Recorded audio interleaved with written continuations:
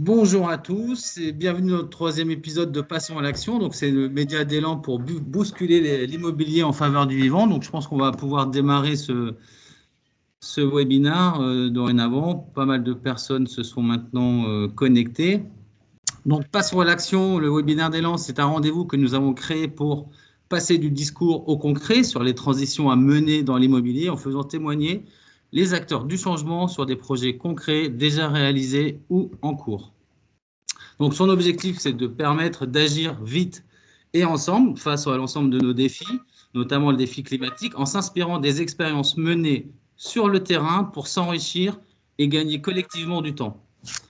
Donc, je me présente, Camille Gauthier, directeur de l'innovation d'Elan. Je suis en charge de Inspire, notre lab d'innovation pour inspirer, anticiper les besoins et accompagner nos clients sur les transitions à venir, changement climatique, érosion de la biodiversité, pollution, énergie.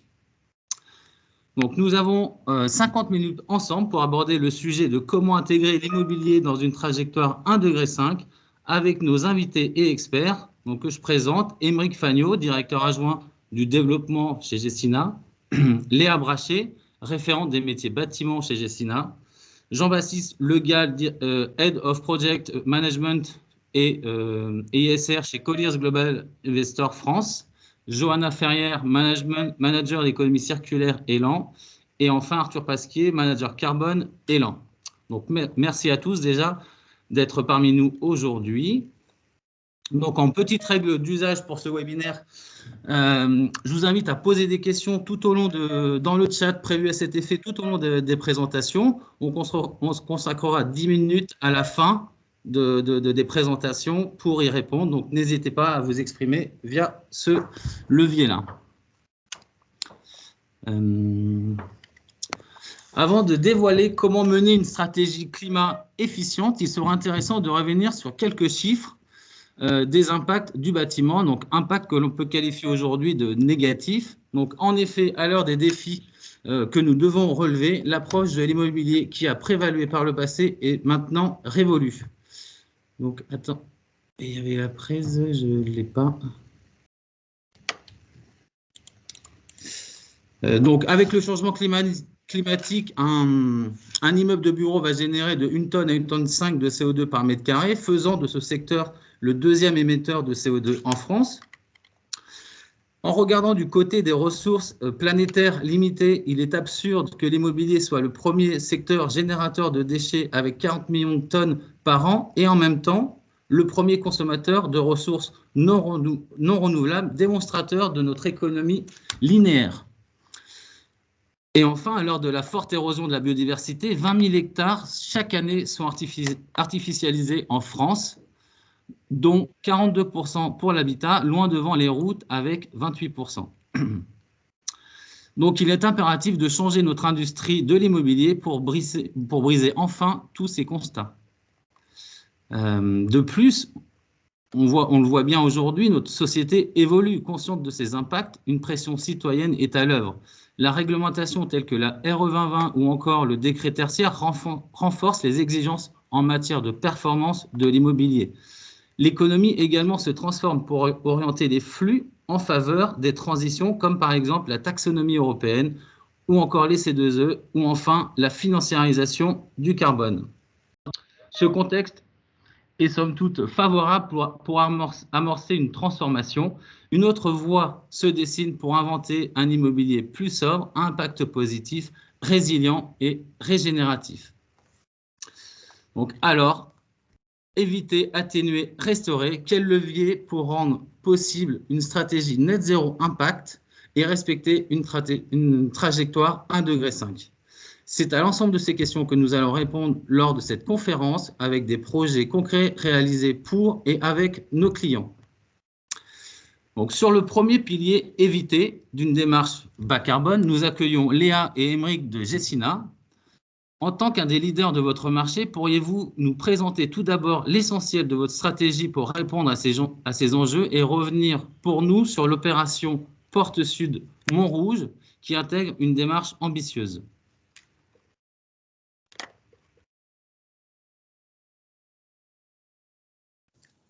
Bonjour à toutes et à tous. Donc, Émeric Fagnot, directeur adjoint en charge du développement au sein de Gecina. Donc, je vous propose de vous présenter en quelques mots à la fois Gecina et surtout la démarche qu'on a entreprise sur cette opération. En revanche, je n'ai pas l'affichage du document pour l'instant.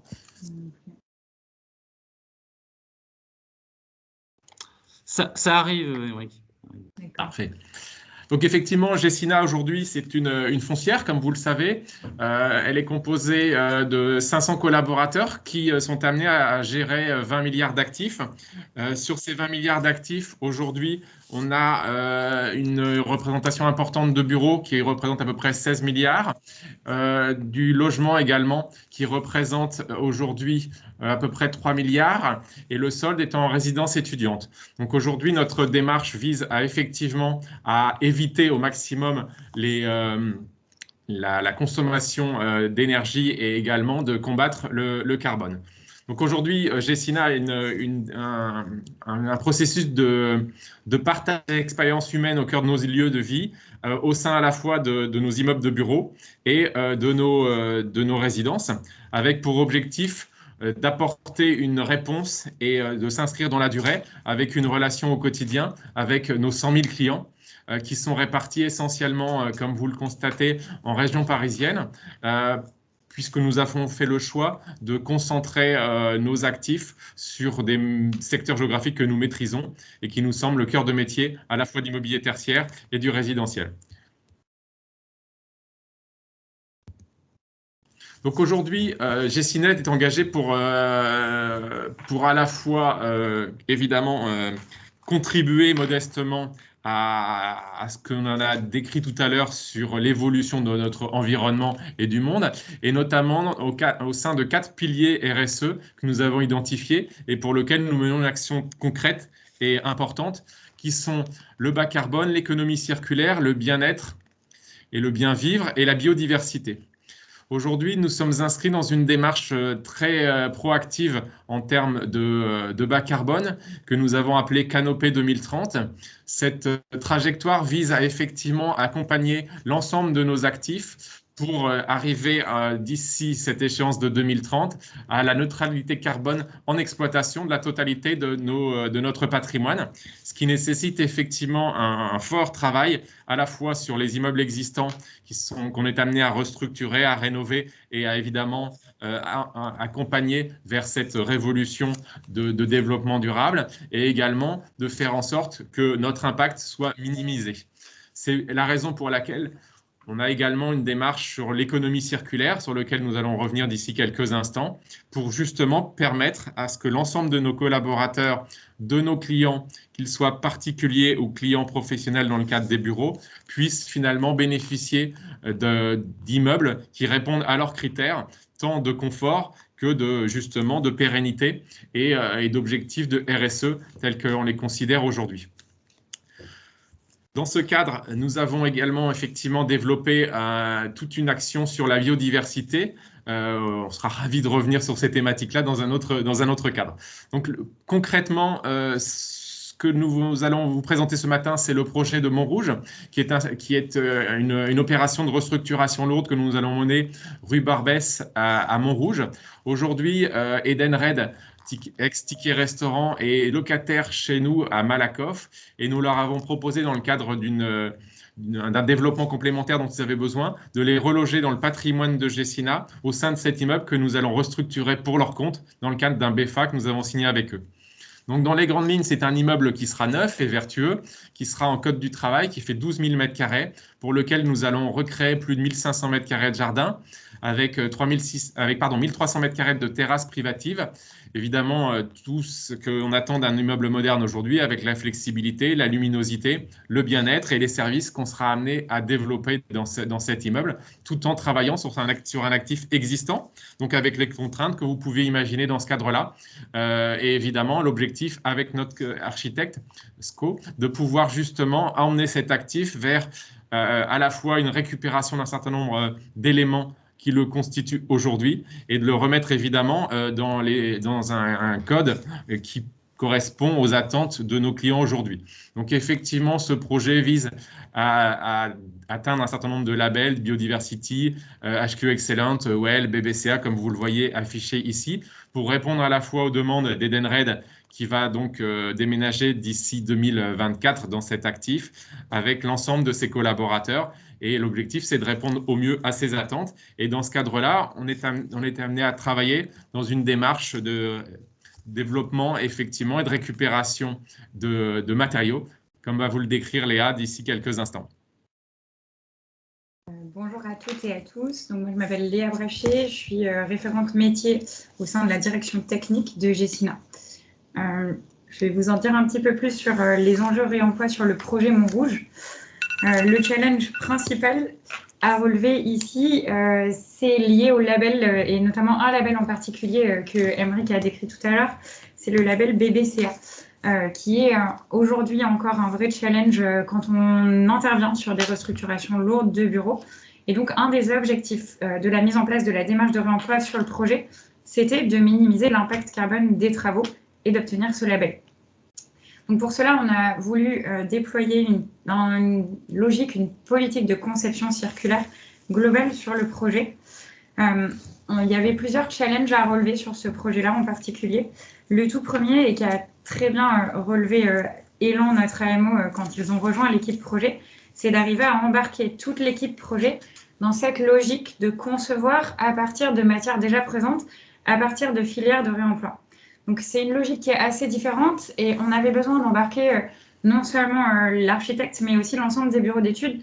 C'est quelque chose qui n'était pas évident et du point de vue maîtrise d'ouvrage, moi ce que je trouve en tout cas, c'est que c'est le projet sur lequel on a eu le plus d'initiatives, le plus de propositions de chacun des spécialistes. Et ça, Johanna le détaillera juste après. Je pense que ça vient aussi des méthodes qui ont été mises en place pour embarquer l'équipe.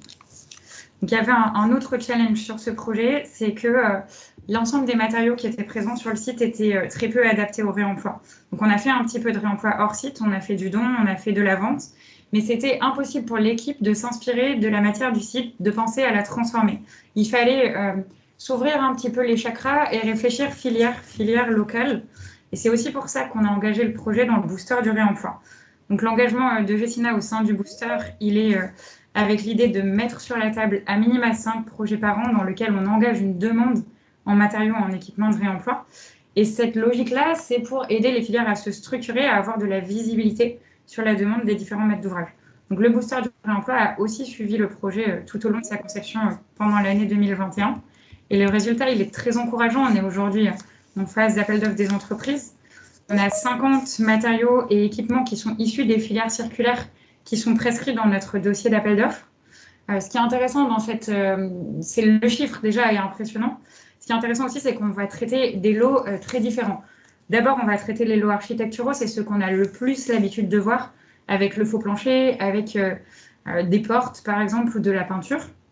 Mais ce qui est intéressant ici, c'est qu'on a aussi travaillé sur des lots un peu moins habituels, notamment les lots techniques, avec un travail sur les chemins de câbles, un travail sur des luminaires, et le projet paysager, qui est engagé avec une ambition très forte, un travail sur les substrats, les terres, les végétaux, beaucoup de revêtements extérieurs.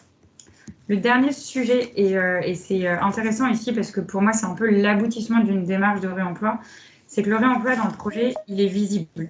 L'exemple ici, c'est ces fameux faux plafonds suspendus en lames de bois. Donc on a réalisé des prototypes de ces faux plafonds avec un acteur qui s'appelle Dod Objet pendant les études. Et ce qui est intéressant ici, c'est qu'on l'assume et on en fait une force dans le projet. On ne sait pas forcément quelle sera l'essence de bois qu'on va pouvoir récupérer.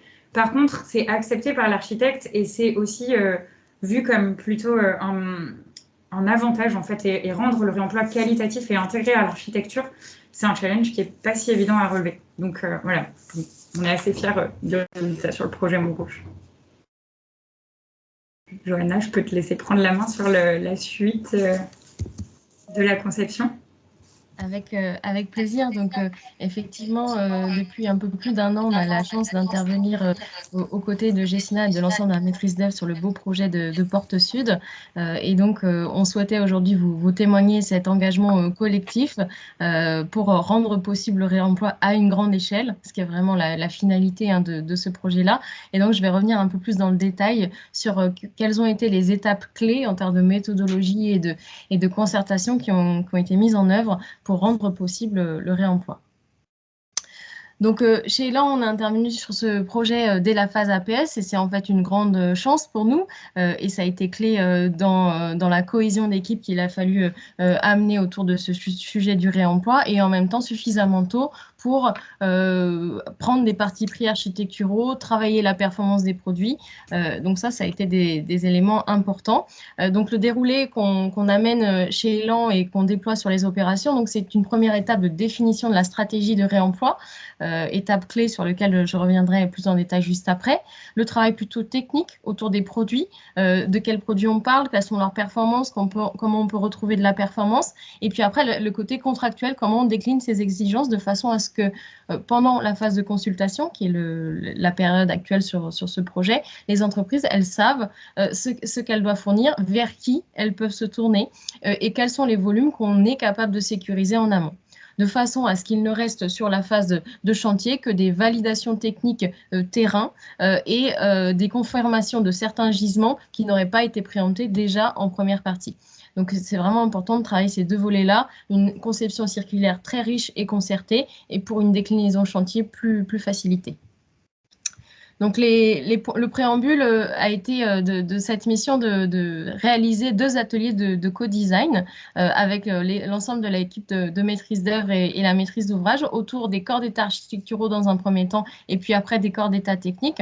Et donc, lors de ces ateliers, notre rôle chez Elan, c'est d'inspirer l'ensemble de l'équipe sur le champ des possibles en réemploi, en réutilisation ou en matière recyclée, lot par lot, leur montrer quels sont les fournisseurs sur le territoire, quelles sont les matières disponibles, quels sont les rendus potentiels. On peut amener aussi des échantillons pour toucher la matière, de façon à ce que l'ensemble de l'équipe se projette sur l'intégration du réemploi, sur l'intégration de la réutilisation dans de grandes proportions. C'est vraiment ce changement d'échelle qui fait la différence pour nous. C'est on sort du test et du prototype isolé et on va sur des lots avec de grandes quantités.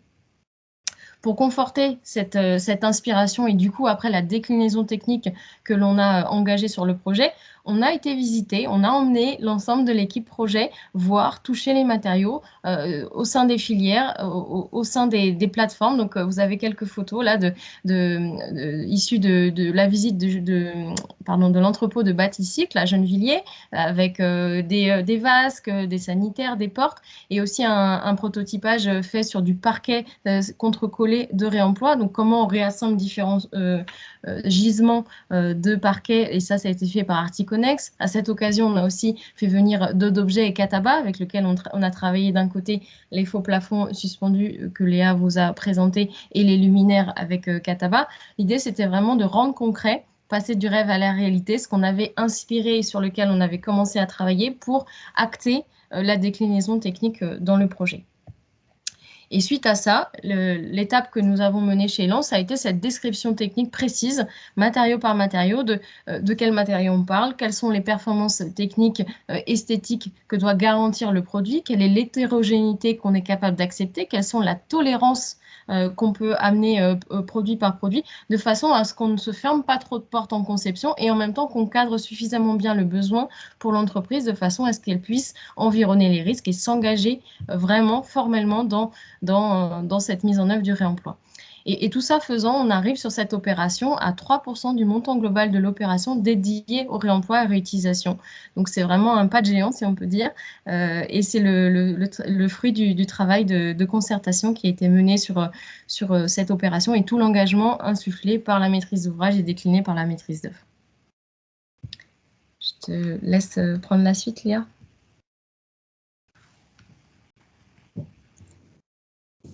Alors, en complément, il y a ce montant de 3% qui est intéressant. Il y a un chiffre aussi que je voulais citer à nouveau, parce que ça nous a pas mal inspiré pour la suite. On est autour de 90 kg par mètre carré de carbone évité sur le projet qui sont liés à l'approvisionnement réemploi. Donc, c'est pas anodin, ça pèse dans le score BBCA global.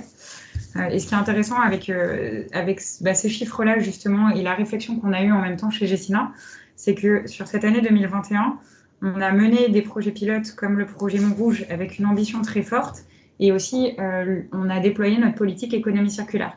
Et le but, et c'était bien le principe, c'était de faire le lien entre l'apprentissage qu'on pouvait avoir sur projet et le contenu de notre politique économie circulaire et la manière dont on allait la déployer aussi pour la suite.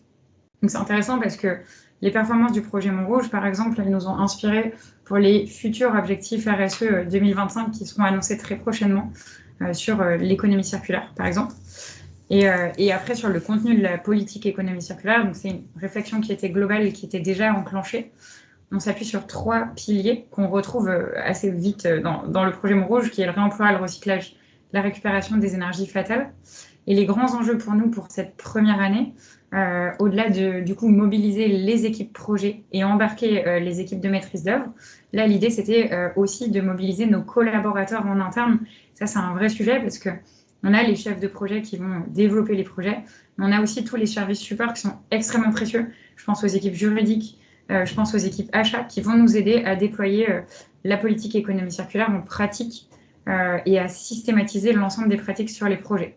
Donc pour ça, on a plusieurs manières de faire. On a travaillé la formation à assez grande échelle. Donc on a formé 135 collaborateurs au pilotage du réemploi sur projet. Et puis on a des mécanismes, notamment la taxe carbone interne, qui permet d'alimenter un fonds carbone interne. Donc on taxe les projets les plus carbonés et on alimente un fonds carbone interne qui va financer des initiatives reproductibles et permettant la décarbonation. Et ça, c'est intéressant parce qu'on voit que le résultat, il est là. Les démarches d'économie circulaire, elles sont engagées aujourd'hui sur 57 projets chez Gecina. Et l'idée, c'est de continuer dans ce sens-là. Effectivement, le témoignage complémentaire, et je m'arrêterai là, c'est qu'effectivement, c'est pas un 20 mots ou juste un peu de marketing. Aujourd'hui, on s'aperçoit que l'ensemble des collaborateurs qui peut-être étaient un peu dubitatifs encore il y a 2-3 ans, ont totalement adhéré au schéma et sont même moteurs. Et aujourd'hui, évidemment, l'objectif premier chez nous, c'est d'éviter sur toutes les opérations de se retrouver taxés par cette taxe carbone interne. Et de fait, les initiatives des uns et des autres sont assez importantes pour justement, au-delà effectivement de l'objectif bas carbone ou d'économie circulaire, c'est d'effectivement d'aller chercher des idées qui vont permettre d'atteindre ces objectifs. Voilà, merci à tous. Je suis un peu le timekeeper, donc pour essayer de gérer la tenue de cette conférence dans les 50 minutes promises. Je vous rappelle que vous avez l'espace du chat pour poser vos questions, alors n'hésitez pas. On poursuit maintenant avec Jean-Baptiste sur le deuxième levier, celui de l'atténuation. Donc, en tant que gestionnaire de portefeuille immobilier et directeur ISR, et avec les contraintes réglementaires qui pèsent aujourd'hui sur l'immobilier, notamment on peut citer celle de l'obligation du décret tertiaire, comment appréhendez-vous ces enjeux de réduction de votre empreinte carbone à l'échelle d'un patrimoine? Bonjour à tous déjà. Peut-être en introduction, rappeler les grandes lignes de qui on est, qui est Colliers Global Investors. Donc nous, on est un asset manager, on est une société de gestion pour compte de tiers. Et ça, c'est un élément important dans la démarche qu'on porte et dans les outils qu'on souhaite développer. On a aujourd'hui environ 4 milliards et demi d'actifs sous gestion en France. Principalement avec des typologies d'actifs assez variées, une prépondérance quand même des bureaux, notamment en termes de valeur, mais également du résidentiel, du commerce et de l'industriel. Donc on a une variété d'actifs qui nécessite d'avoir une démarche adaptable et une démarche adaptée aux différentes contraintes de ces actifs-là. Globalement, le patrimoine qu'on gère, il est situé en région parisienne. Voilà, et on est 45 collaborateurs aujourd'hui en France. On a une approche et une organisation qui est basée sur le sous-jacent immobilier. On considère aujourd'hui que pour être un bon asset manager, il faut être au plus près de ce qu'on gère, donc au plus près de nos immeubles, au plus près de nos locataires. Et ça, c'est une démarche qui est importante et un point de départ qui est important dans ce qu'on déploie par ailleurs. On a, il y a 1 an et demi, 2 ans de ça, mené une réflexion globale de quels étaient les engagements, quelle était la stratégie RSE qu'on souhaitait développer et proposer à nos clients en tant que société de service. Donc, on a établi 4 piliers déclinés en 27 engagements concrets, avec notamment, voilà, concernant le sujet qui nous intéresse aujourd'hui, une volonté de réduire les consommations, une volonté aussi d'évaluer les actifs qu'on avait sous gestion avec une grille ESG qu'on a établie. On a environ aujourd'hui 100 lignes, 100 actifs. Et donc, il y a un travail de fond qui est mené par l'ensemble des équipes pour évaluer la performance des actifs selon les critères ESG qu'on a définis. Pour autant, en tant que société de service, on s'est posé la question de comment décliner ces engagements qui étaient les nôtres, notre vision, sur les actifs qu'on gérait pour compte de tiers qui, eux, ont des ambitions, des stratégies potentiellement différentes. Donc, on s'est posé, on a réfléchi assez longuement avec l'ensemble des équipes pour définir ce qu'on souhaitait mettre en place et on est arrivé à la conclusion qui était que, notamment en tant que société d'une quarantaine de personnes, on ne pouvait pas s'éloigner de l'opérationnel. Il était essentiel pour nous que nos engagements RSE soient corrélés avec ce qu'on faisait au quotidien et soient suffisamment palpables, suffisamment concrets pour que l'ensemble des acteurs chez nous, les asset managers, soient impliqués et portent tous ces sujets auprès des locataires, auprès de nos investisseurs. Donc, on a fait un choix d'intégrer la partie ISR, toute la démarche ISR, au pôle project management dont je m'occupe, qui est une composante d'une direction technique et d'un AMO sur un certain nombre de projets. Donc, on a vraiment fait ce choix-là pour s'assurer que ce qu'on mettrait en place serait bien suivi des faits. On a voulu que tous nos collaborateurs soient vraiment formés, mobilisés, sensibilisés à ces enjeux-là. Du coup, on a produit voilà, tout un cahier des charges qui nous a mené vers une solution de monitoring qu'on applique sur l'ensemble du patrimoine. Alors, l'ensemble du patrimoine, ça va d'un immeuble, de plusieurs immeubles parisiens de bureaux qui font 40 000 m², au commerce de pieds d'immeubles. Une fois qu'on a souhaité développer l'ensemble de la démarche de monitoring sur notre patrimoine, sur l'ensemble du patrimoine, on était quand même confronté à certaines obligations, et notamment le décret tertiaire.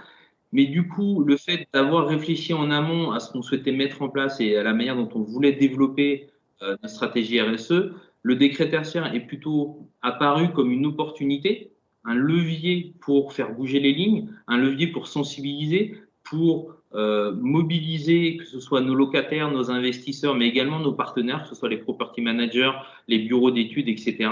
Et on l'a plutôt pris comme une opportunité. Et donc, la réflexion qu'on a eue était de se dire, on va développer un outil, on va mettre en place des choses qui nous permettront de répondre aux décrets tertiaires, certes, mais qui nous permettront également de répondre aux enjeux RSE plus globaux qu'on s'est fixés et aux convictions qu'on porte par ailleurs.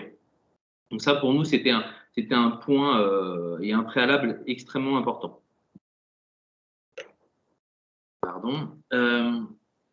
La solution de monitoring, elle est apparue de manière assez claire et rapide, puisqu'on s'était, dans l'état des lieux qu'on a fait, on s'est rendu compte que depuis un certain temps, on réalisait des audits énergétiques sur nos immeubles avec des scénarios qui étaient définis, mais qui étaient définis de manière théorique, qui étaient définis avec une vision qu'on n'arrivait pas à mesurer, avec une remontée d'expertise, une remontée d'expérience terrain qu'on n'avait pas forcément.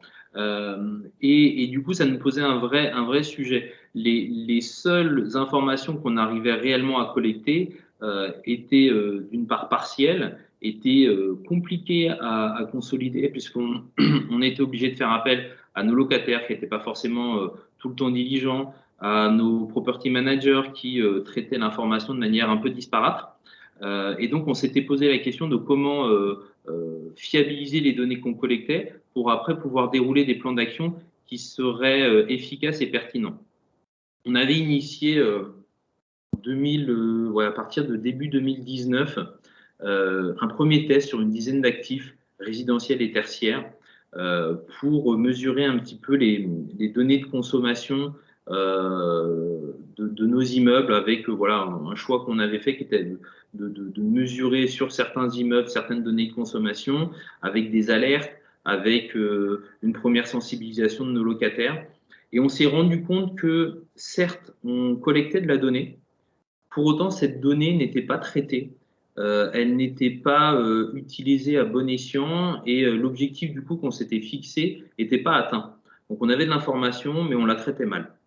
Donc on a souhaité modifier la solution qu'on avait déployée. On s'est rapproché de quasiment, je pense, l'ensemble des acteurs du marché parce qu'on a fait une consultation assez large. On a reçu une dizaine de propositions.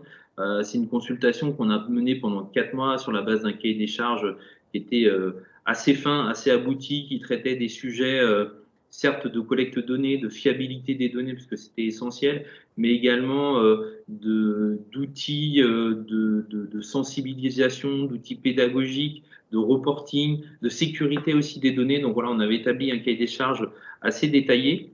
Et assez naturellement, la solution et le binôme Élan plus énergisme nous a paru être la solution idéale qui répondait le mieux à nos attentes, puisqu'elle elle mettait ensemble une solution qui était flexible, une solution qui permettait de fiabiliser les données qu'on collectait, de les partager également, mais également elle amenait la couche et l'expertise énergie management qui pour nous était essentielle pour traiter correctement ces données.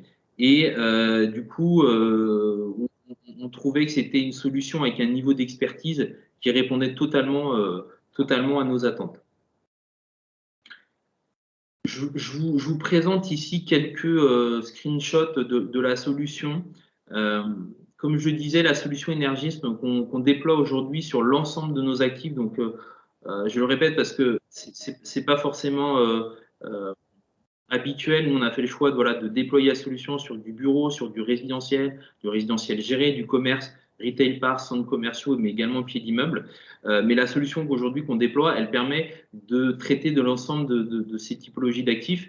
C'est une solution qui est assez flexible, assez sur mesure. Donc, on a un peu tous les indicateurs qu'on a besoin. Elle traite déjà et comme elle traite de la fiabilité des données qu'on collecte. Ça, c'est essentiel pour nous.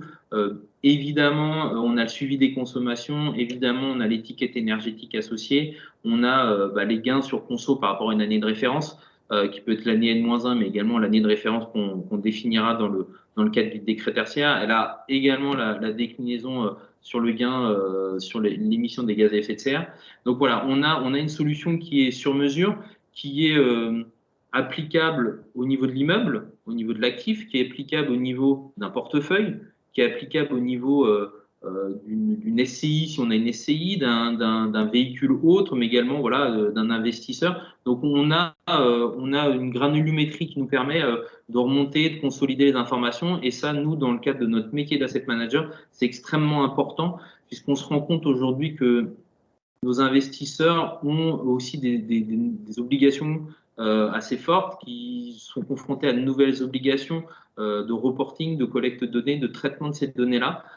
Donc, c'est un outil qui nous permet de répondre à ces attentes-là et d'avoir un suivi assez fin des consommations, de l'émission de gaz à effet de serre, et qui est un outil qui aujourd'hui qui est sur mesure, qui va nous permettre d'optimiser aussi les abonnements qu'on pourrait prendre sur les différents fluides qu'on a sur l'immeuble. On a vraiment un outil qui est adaptable et qui du coup est adapté à ce qu'on veut produire pour nos clients. Aujourd'hui, on est en cours de déploiement. On est sur une solution qu'on a lancée depuis début de l'année dernière. Donc, ça fait une année qu'on est en train de la déployer. Les enjeux 2022 sont assez importants et assez majeurs pour nous. Il y a déjà un premier enjeu qui est celui de collecter les données, de finaliser la collecte des données et des données fiables. Je ne vous cache pas qu'on est confronté à certaines difficultés, donc c'est un enjeu de quotidien. Moi, j'ai une personne dans mon équipe qui, en lien avec les property managers, se charge d'aller collecter les données de consommation, d'aller collecter les mandats auprès des fournisseurs d'énergie pour nous permettre de récupérer les données de consommation. Globalement, ça se passe assez facilement sur tous nos immeubles de bureaux, puisqu'on est quand même sur des habitudes de travail, des sensibilisations à ces sujets-là qui sont déjà ancrés. On a un peu plus de difficultés sur les actifs résidentiels et sur les actifs commerces, où aujourd'hui, notamment nos locataires ne perçoivent pas forcément l'enjeu, le bienfait de mettre en place cette solution-là. Ils nous voient arriver de temps en temps comme des gens qui viennent les fliquer et ils ne comprennent pas encore la convergence d'intérêts qu'on a à mettre en place cette solution-là. Donc, c'est un enjeu d'argumentation aujourd'hui auprès de l'ensemble de nos locataires sur notamment la partie résidentielle et commerce. On se donne également pour objectif en 2022 de poursuivre la mobilisation de l'ensemble de nos équipes, les asset managers, les property managers, pour qu'ils s'imprègnent de l'outil, qu'ils utilisent cet outil-là. Nous, au sein de Colliers Global Investors, on a un outil d'asset manager qui est Soneca, qu'on utilise au quotidien. Et ça, c'est un outil extrêmement important pour nos asset managers. Et nous, ce qu'on souhaite, c'est que cet outil-là, cet outil d'énergisme qui traite de données, on va dire, extra-financières, soit également un outil du quotidien. Et pour cela, il faut que cet outil soit fiable, ce qui est le cas aujourd'hui avec Énergisme. Et donc, ça va être un enjeu pour 2022 qu'il y ait des réflexes qui se créent, que l'ensemble de nos collaborateurs aujourd'hui, mais également de nos partenaires, utilisent cet outil-là et que cet outil-là soit un levier de performance pour tout le monde. En termes de performance, je l'évoquais tout à l'heure, il va falloir, et ça c'est à fin 2022 qu'on pourra le faire, mesurer l'effet des actions. On a aujourd'hui un certain nombre de scénarios d'amélioration qui sont existants, qui sont définis, qui sont en cours, qui sont budgétisés. On se fera, nous, un point d'arrêt à fin 2022 pour pouvoir mesurer l'effet des actions qui ont été menées et s'assurer que la théorie qui avait été présentée de manière prévisionnelle est cohérente et respectée et qu'on n'est pas totalement à côté de la plaque. Nous ne pensons pas, mais ça nous permettra d'objectiver un petit peu tous les scénarios et les économies d'énergie qu'on a pu générer. L'autre intérêt également de la plateforme Énergisme telle qu'elle est développée, je parlais tout à l'heure d'indicateurs un petit peu sur mesure, c'est qu'aujourd'hui, la plateforme, nous, on s'en sert pour faire du monitoring énergétique. Ce qu'on souhaite, et ça fait également partie de nos ambitions RSE, de notre stratégie RSE, c'est combattre l'impact carbone, travailler également sur la qualité d'usage de nos locaux.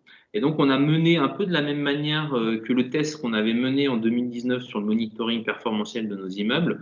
On est en train de mener sur 2 immeubles de bureaux, un de 6 000 m² et un de 16 000 m², situés sur Paris. Deux tests. Un premier, un contrat de performance carbone énergétique avec une garantie carbone. Et ça nous permettra, via notre partenaire, via l'engagement qui prend également, de mesurer et de remonter les informations sur la plateforme. Et si ça s'avère pertinent, performant, on le déploiera sur une majorité de nos immeubles.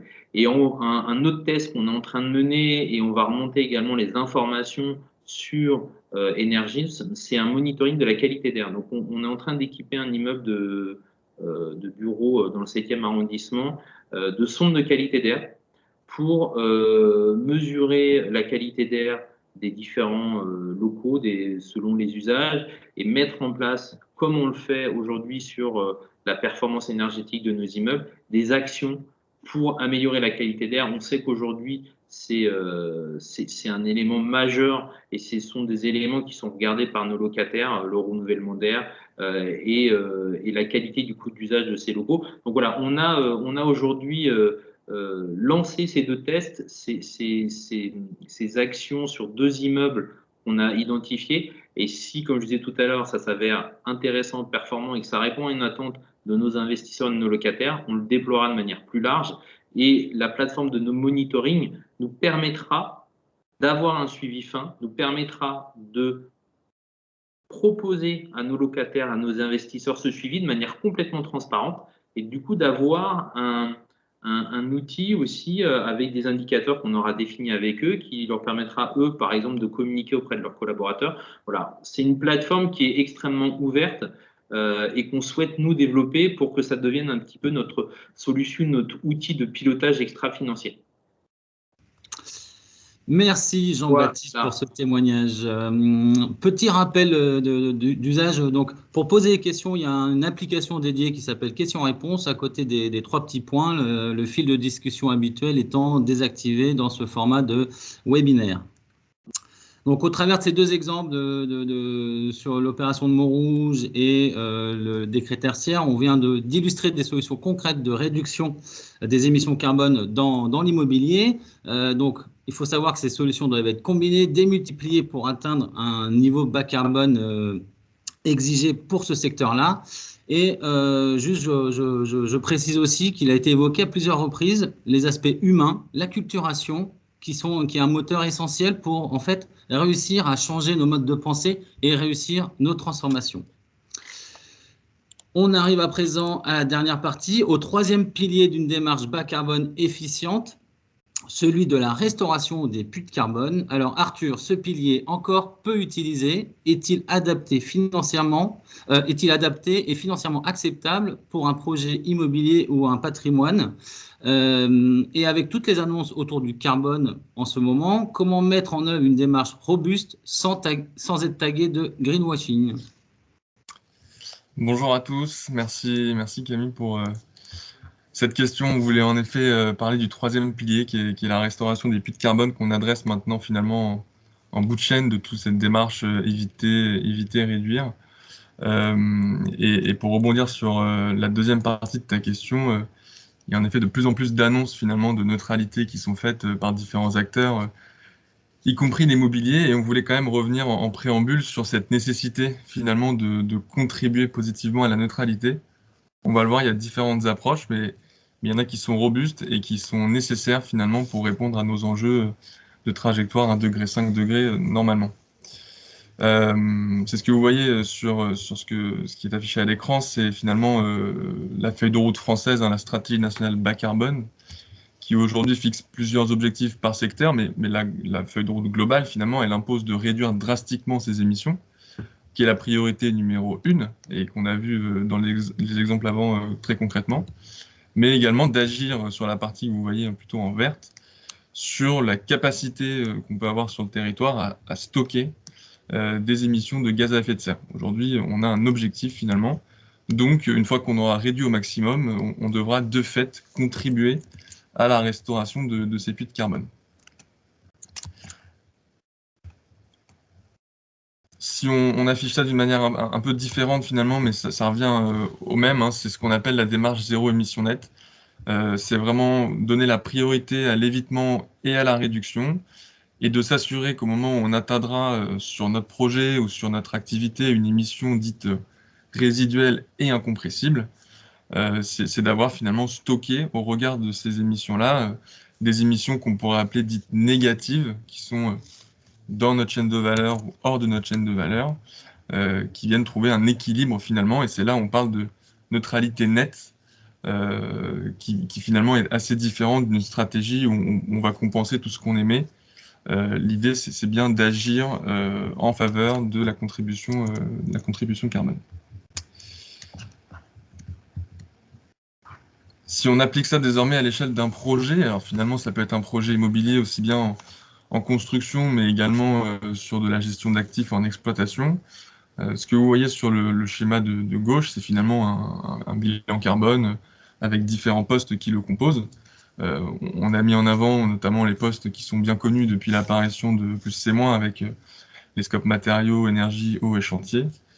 Si on prend ce scope-là, qui est très arbitraire dans l'exemple affiché, on va vraiment chercher à réduire sur chacun de ces postes, via notamment ce qu'on a vu juste avant, l'empreinte de ces postes-là. L'idée, c'est donc finalement d'agir pour contribuer à hauteur de ces émissions-là, via le marché qu'on appelle le marché de la compensation et tous les sujets de crédit carbone qui émergent de plus en plus, et notamment en immobilier. Pour résumer du coup finalement cette première introduction, et pour répondre à ta question, on observe vraiment deux démarches. La démarche qui est celle de la compensation, qui est à notre sens pas viable ni vertueuse, où on va finalement acheter une sorte de droit à polluer en compensant ces émissions sans chercher à réduire finalement notre activité propre. L'idée, c'est plutôt de se placer dans ce schéma de droite, où on parle vraiment de zéro émission nette, qui finalement, c'est au-delà de la sémantique, insiste vraiment sur le fait qu'on va réduire au maximum nos émissions et qu'à un horizon temporel déterminé, on aura constitué un stock d'émissions restaurées équivalent. C'est finalement plutôt l'idée de cette démarche-là qui est en phase avec donc, la stratégie nationale bas carbone, également tout ce qui peut sortir, qu'on a vu Net Zero Initiative, côté Carbone 4, mais également des réglementations qui sont en train d'arriver.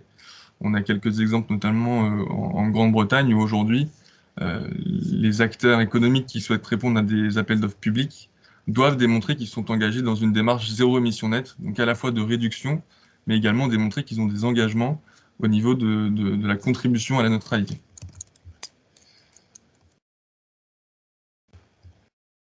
Point qui n'est pas un point de détail pour le coup, toujours sur l'aspect sémantique, une entreprise, un projet, une activité quelle qu'elle soit, du coup, vous l'aurez compris, ne peut pas être neutre. Elle cherche à réduire au maximum ses émissions et sur ce qu'elle ne peut pas réduire, à contribuer à la neutralité. C'est très important dans la démarche qu'on porte et la méthode que je vais vous présenter juste après. Si on se focalise un peu plus sur du coup le marché de la compensation aujourd'hui, alors il y a différents marchés qui existent, un marché réglementé. Là, l'idée, c'était plutôt de reparler du marché qui est plutôt le marché volontaire, qui est régulé aujourd'hui par des certificats.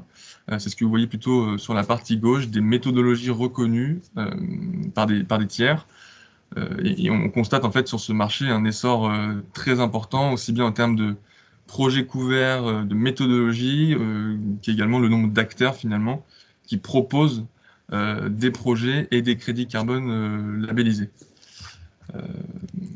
On va se concentrer plutôt ici, et pour faire le lien aussi avec le secteur immobilier, sur le label bas carbone, qui est le label français finalement, qui est une déclinaison, un outil qui doit permettre l'atteinte de cet objectif SNBC de doubler nos puits de carbone. Ce que vous voyez plutôt VCS et Gold Standard, c'est plutôt des méthodologies qui s'appliquent à l'international. Si on se focalise du coup sur ce label bas carbone français qui a été établi et publié en 2019, aujourd'hui on a différents types de projets qui sont couverts en termes de méthodologie, on y reviendra. Mais pour vous redonner finalement le mécanisme global, l'idée finalement c'est vraiment un financeur qui souhaite agir sur son résiduel incompressible, donc plutôt pour constituer le stock qu'on a vu juste avant, qui va être mis en lien avec un porteur de projet qui est à la recherche de financement pour justement créer son projet ou financer sa transition bas carbone. Un exemple très connu et assez concret, c'est l'exemple du porteur de projet propriétaire forestier qui aujourd'hui a une friche agricole qu'il souhaite reboiser, qui n'a pas les finances pour le faire.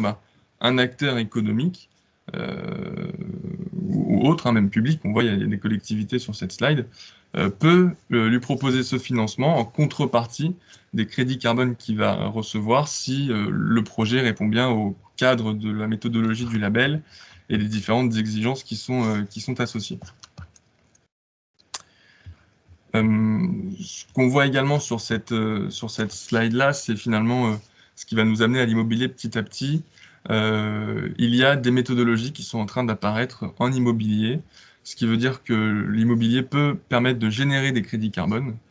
Et donc, il y a finalement des boucles assez vertueuses à créer pour à la fois récupérer des financements si son projet est éligible, mais également contribuer sur des projets immobiliers qui font du sens vis-à-vis de la chaîne de valeur de l'acteur qui contribue directement sur le secteur immobilier, voire même des projets attenants, etc.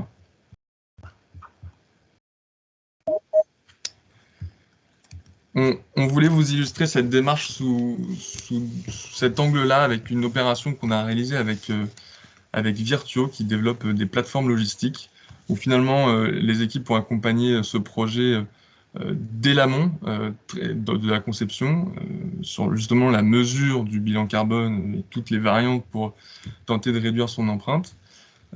Donc c'est ce que vous voyez finalement sur le schéma. Au fur et à mesure de la conception, on a proposé des bouquets de variantes, notamment sur l'énergie et les matériaux, qui ont permis de réduire l'empreinte du bâtiment.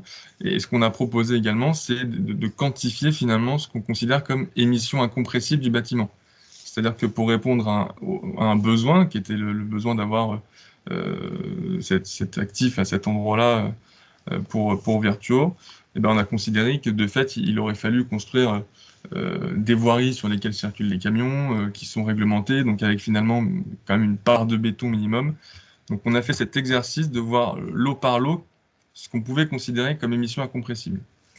Donc aujourd'hui, ça nous garantit finalement de ne pas agir sur la compensation, entre guillemets, sur des émissions qu'on aurait pu réduire via les variantes qu'on a proposées, et de se dire que finalement, 600 kg de CO2 par mètre carré, on aurait eu beaucoup de difficultés, enfin c'était même dans les technologies qui existent et les produits, quasiment impossible d'atteindre un seuil plus bas.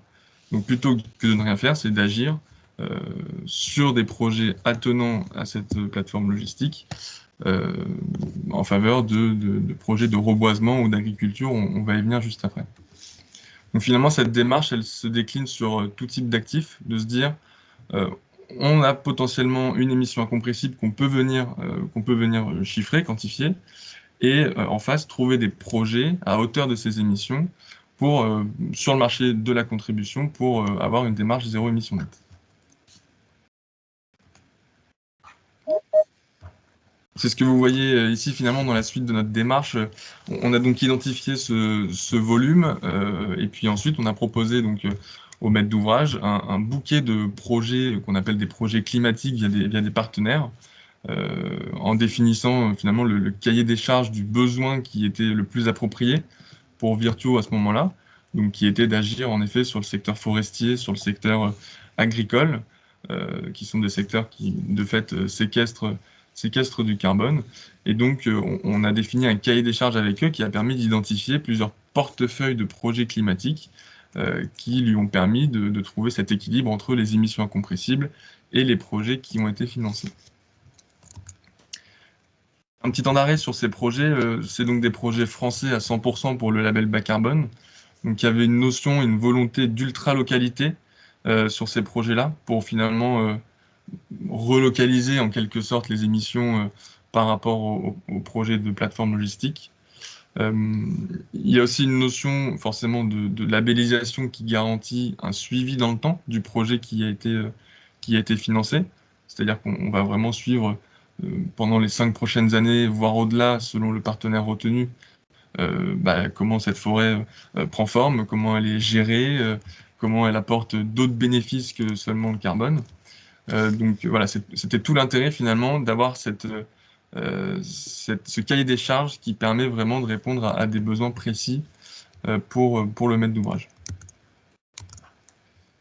Ce qu'il en ressort de manière un peu plus concrète, c'est deux beaux projets qui étaient justement en recherche de financement, qui sont labellisés par le label bas carbone ministériel, qui sont des projets donc, situés en France, qui répondent à 2 besoins finalement. Le premier, c'était suite à un incendie finalement plutôt dans les Landes, où il y avait la nécessité de reboiser cet espace-là.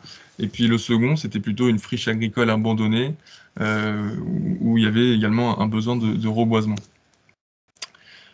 Ce qu'on voit ici, et c'est important, c'est également tout ce qui est associé au co-bénéfice du projet. Et c'est là où le carbone n'est pas le seul indicateur.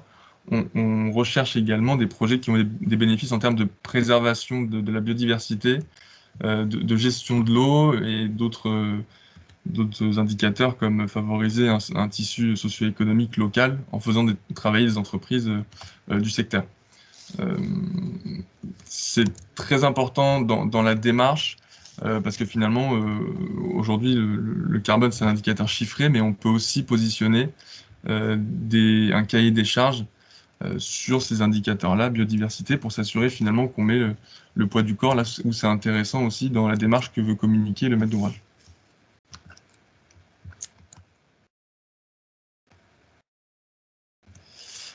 Ça, c'est pour le premier point, du coup, qui était plutôt de comment un acteur sur un projet aujourd'hui peut contribuer à la neutralité sur des projets qui sont à proximité de sa localisation et potentiellement sur un secteur qu'il souhaite couvrir dans sa démarche RSE globale. La seconde opportunité qu'on a identifiée également vis-à-vis de ce label bas carbone, je vous en parlais, c'est plutôt tout ce qui est lié au crédit carbone qu'on peut générer dans l'immobilier. Et pour ça, il y a 2 méthodologies qui sont aujourd'hui publiées, soit bientôt publiées. La rénovation, c'est la première que vous voyez, où on peut valoriser les crédits carbone générés par l'économie circulaire, en tout cas le gain carbone lié au réemploi. Donc c'est ce qu'on a vu tout à l'heure, notamment dans l'exemple de Montrouge. Et demain, on pourra aussi, quand la méthode sera sortie, valoriser les crédits carbone liés au carbone biogénique dans les bâtiments, le carbone qui est donc stocké de manière intrinsèque dans la structure des bâtiments bois et biosourcés notamment. Il y a une troisième méthode qui va se lancer, qui est également sur la valorisation du carbone qui serait séquestré dans tout ce qui est espace vert urbain, périurbain, et l'accent sera notamment mis sur l'éco-bénéfice. Très rapidement, pour vous donner quelques ordres de grandeur aujourd'hui, on parle ici finalement de subventions que pourraient recevoir les maîtres d'ouvrage en valorisant ces crédits carbone et en les mettant à disposition d'un financeur tiers. Si on parle de quelques ordres de grandeur et qu'on prend un exemple, par exemple celui de l'accompagnement en conception circulaire, qui est un exemple où on pourrait générer, alors on a parlé de plus ici, mais 250 tonnes de CO2 grâce au réemploi, ça permettrait de recevoir sur le modèle un peu des certificats d'économie d'énergie, une enveloppe budgétaire de 17 000 € qui couvrirait tout ou partie du surcoût lié à la mise en œuvre de ces matériaux. On a le même modèle sur le carbone biogénique et les bâtiments biosourcés, où aujourd'hui on a pris l'exemple d'un bâtiment neuf en structure mixte bois-béton, avec un stock C, donc c'est-à-dire un carbone biogénique stocké dans le bâtiment qui était à 153 kg de CO2 par mètre carré.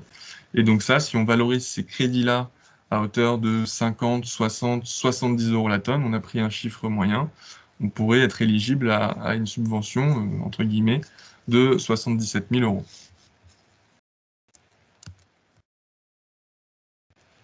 Tout ça dans l'optique du coup de favoriser le déploiement des solutions bas carbone et de subventionner une partie du surcoût. Voilà Camille, je pense que j'ai répondu à tes questions, j'espère en tout cas.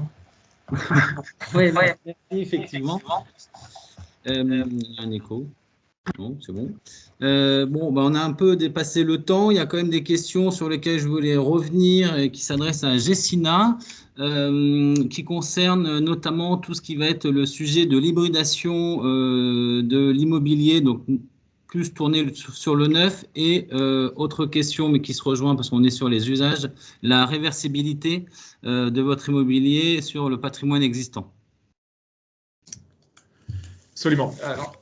Alors, qu'on s'entende bien, Montrouge, on est bien d'accord, c'est un bâtiment qu'on restructure lourdement, on ajoute une aile, on récupère des matériaux, on va les réemployer, mais en tout état de cause, c'est une opération de restructuration lourde. Donc, c'est assimilable à du neuf pour l'utilisateur quand il rentrera dedans, mais on est bien d'accord, c'est une opération qui n'est pas neuve. Ça mise à part, de façon générale, effectivement, on a l'objectif chez Gecina dans le nouveau projet de pouvoir imaginer une seconde vie à nos actifs et de ce fait de pouvoir en amont, pour tout ou partie de l'actif, se dire quel pourrait être son usage demain. Donc, ça reste complexe parce que, comme vous le savez tous, les trames ne sont pas forcément les mêmes. Les contraintes de hauteur, les espaces disponibles, évidemment, fluctuent. Pour autant, on s'aperçoit qu'en mettant un peu d'ingénierie et un peu de réflexion architecturale en amont, on arrive effectivement à imaginer qu'un bâtiment qui pourrait être du bureau dans un premier temps puisse demain devenir un immeuble de logement, un hôtel ou que sais-je, avec éventuellement des planchers fusibles, des espaces intérieurs, extérieurs qui pourraient demain muter et permettre par exemple qu'un espace puisse être transformé demain en loggia pour pouvoir désépaissir un bâtiment, par exemple de bureau qui en général est un peu plus épais qu'un immeuble de logement, et permettre de reconstituer finalement des espaces intérieurs-extérieurs pour du logement et de rendre plus agréable le bâtiment et permettre à la lumière naturelle d'y entrer. Par ailleurs, de plus en plus, on travaille sur le positionnement des locaux techniques et des gaines pour permettre demain, effectivement, de repositionner le cas échéant des salles de bain ou des cuisines de manière optimale sans que ça engendre des surcoûts trop importants dans ces immeubles. J'ai un tout petit complément là-dessus. Du coup, on a aussi toute une démarche en ce moment de campagne de jumeaux numériques avec, alors c'est à plus long terme, hein, mais l'idée de considérer notre patrimoine comme une banque de matériaux, c'est pas nouveau. On entend beaucoup d'acteurs en parler, mais vraiment, quand on met en place des matériaux, on essaye qu'ils soient issus du réemploi, mais on essaye aussi de réfléchir à leur réemploi futur. Ouais.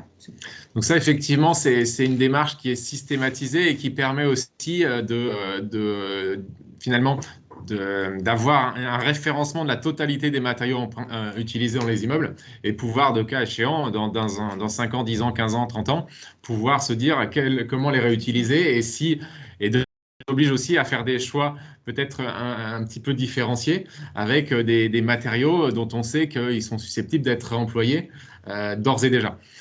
En parallèle, pour la deuxième question, oui, la réflexion sur la reconversion se fait d'ores et déjà, puisque, pour vous donner un exemple concret, rue d'Arros, dans le 14e, on transforme un immeuble qui était conçu initialement en bureau, qui a ensuite été utilisé pour de la formation, qui a servi durant la situation de Covid, qui a servi à faire du relogement d'urgence de façon éphémère, le temps qu'on dépose un permis de construire.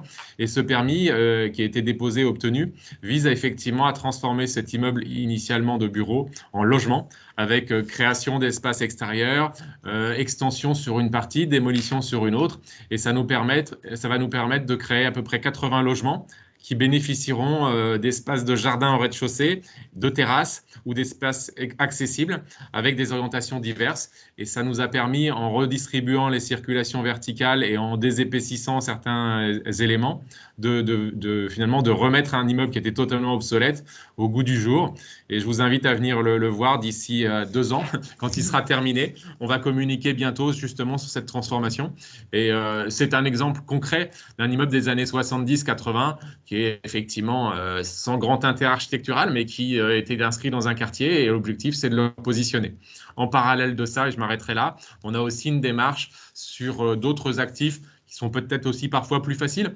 Typiquement, du côté de Madeleine, on va transformer un immeuble de bureau en appartement. Donc, on va redistribuer une trentaine d'appartements dans un immeuble aujourd'hui occupé en bureau, mais qui a une trame haussmannienne. Donc peut-être plus facile en termes de calibrage de transformation. Alors plus facile par rapport à son épaisseur et à son historique. En revanche, pas forcément plus facile en termes de coût et de distribution. Notamment, on se creuse un peu la tête sur les éléments de chauffage et de rafraîchissement qu'on va devoir imposer dans cet actif qui va nous engendrer quelques contraintes, puisque pour le coup, plus tellement adapté aux besoins d'un logement. Voilà, j'espère que j'ai répondu aux questions qui étaient émises. Merci Émeric. Donc maintenant, ce webinaire touche à sa fin. Donc un grand merci à nos invités pour leur témoignage et leur éclairage.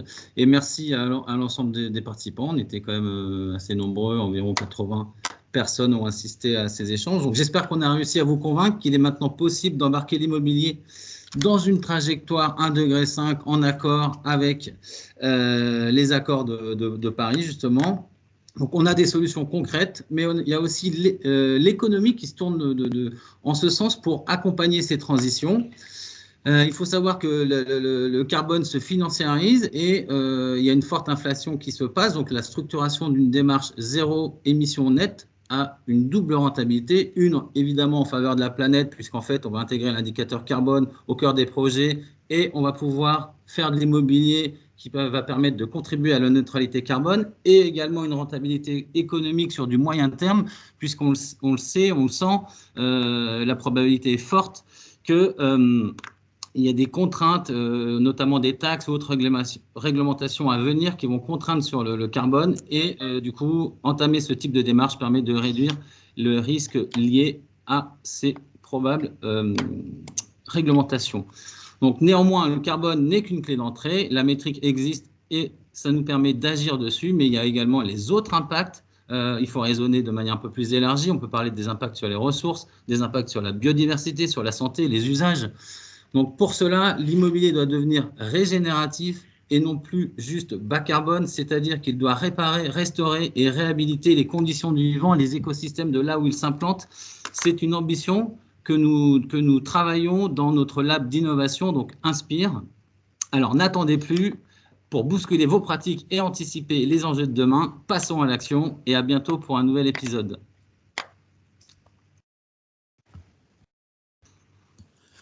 Merci à Elan et toute l'équipe.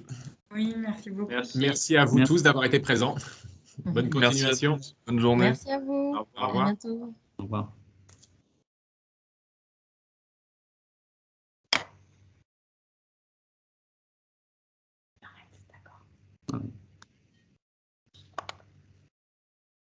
Maxence Mounier veut rentrer dans le